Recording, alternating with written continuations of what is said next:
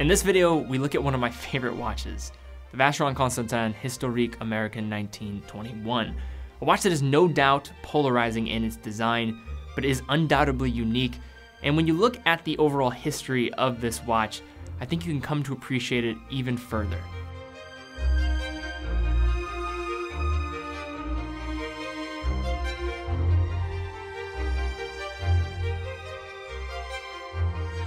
In a podcast recently, I was asked the question, Teddy, what watch brands have you grown more appreciation for?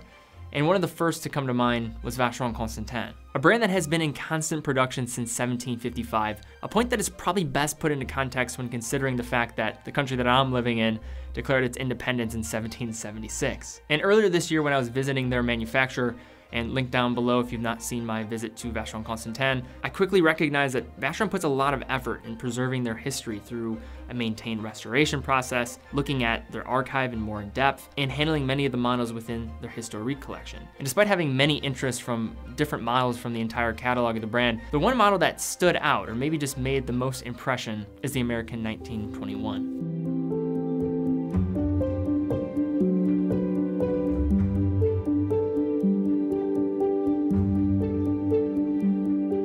In order to properly understand this watch, one has to look back to the period following World War I. With the war coming to an end, American culture was quickly ushering in the 1920s, a period of economic expansion, social abundance, and the rise of Art Deco styling. Of the many aspects of society that were first to answer this changing culture dynamic was the world of watches, with Vacheron being right there at the front, creating a couple of watches in 1919 and in 1921. Both of these watches embodied the eccentric taste of the period, both being cushion-cased drive watches with rotated orientations on the wrist that would allow the wearer to easily glance at the dial to check the time without turning the wrist, which was put into practice most commonly by drivers who could keep their hands on the wheel at 10 and 2 and then check the time with just a quick glance. But with these two variations from the early 1900s, it paved the way for a modern reinterpretation of the design in 2009, calling home within Vacheron's Historiques collection. The models are offered in a few precious metal options, with this one coming in polished pink 18 karat gold here. A color of gold that I think does a great job marrying the warmth of rose gold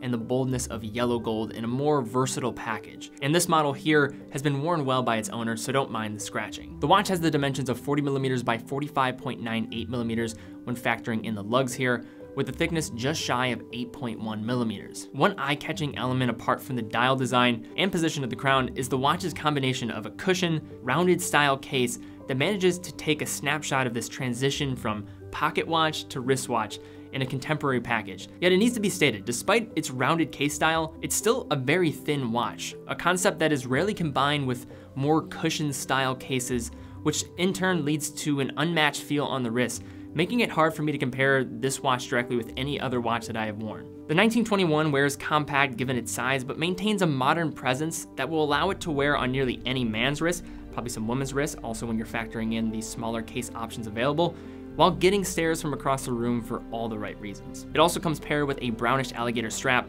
with a matching 18 karat pink gold buckle, matching the logo of the brand coming in a Maltese cross style. But from here we have to discuss the beautiful strangeness that is this dial, which pays tribute to the original designs with its rotated orientation, unique crown position, use of Breguet style hands, a railway minute track, and Arabic numerals. However, this is one of those watches that you appreciate even greater when looking up close. The dial itself that looks smooth from afar actually has a textured, sandblasted finish adorning carefully painted numerals that are striking to the eye, balancing with the gold oxidized hour and minute hands that gradually pace over them. At the 12, we have an applied Maltese cross above the printing of Vacheron Constantin. Yet one of the differentiating factors with this watch here and the older models that this watch is based off of is the actual positioning of that subdial, with this one being featured at the 3, showcasing a fine circular finish with a matching band at the center.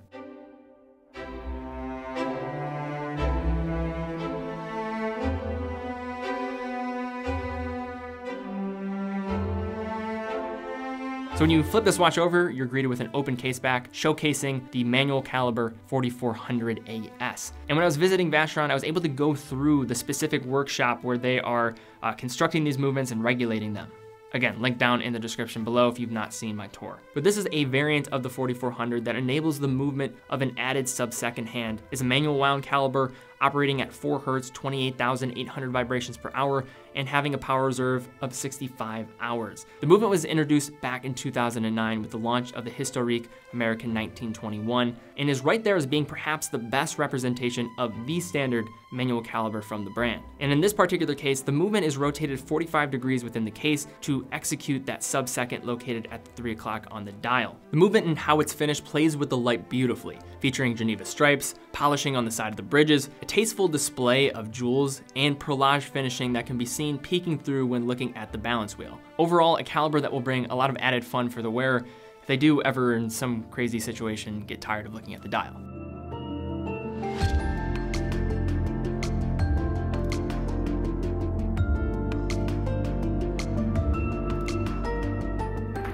In the world of watches, things can escalate quickly when it comes to price and in their complexity. That when looking from the outside without the fullest understanding, makes it easy to question the absurdity that comes along with them. But for those of us that are unfortunately and fortunately infected by this lovely disease that is a love for watches, understand that what watches were meant to be long ago are no longer what they represent today, as they are no longer needed as tools in the modern world, but appeal to something different: individual expression, mechanical mastery, design, and many other things. And when looking at a watch like this 1921, it's a watch that is unapologetically unorthodox, that will appeal to some while pushing away others. Yet through its uniqueness, it has become one of my favorite watches out there, while managing to still maintain an underlying sense of timelessness put to motion. And when getting to review a watch like this, you're just reminded again about how this is so much more than just telling the time. So guys, if you like this video, be sure to give it a thumbs up, subscribe, hit the bell icon. And as you probably could tell, I really enjoyed doing a review of this watch. And a quick question as well in conclusion to this video: are there any designs for watches that or maybe are disliked by a lot of people or polarizing that you really enjoy? I'd love to see comments down below. If you guys want to stay up to date with giveaways, be sure to follow me on Instagram. I'm also posting some awesome photos of watches, so that's the best way to stay up to date. Fill out that watch giveaway form. If you want to support the channel as well, using the links to go over to Bob's Watches, purchase a watch like I have purchased in the past, as well as going to our website, teddybaldassarre.com, is a great way to support us as well. So guys, thank you again so much for watching. Be well, and I will see you all very soon.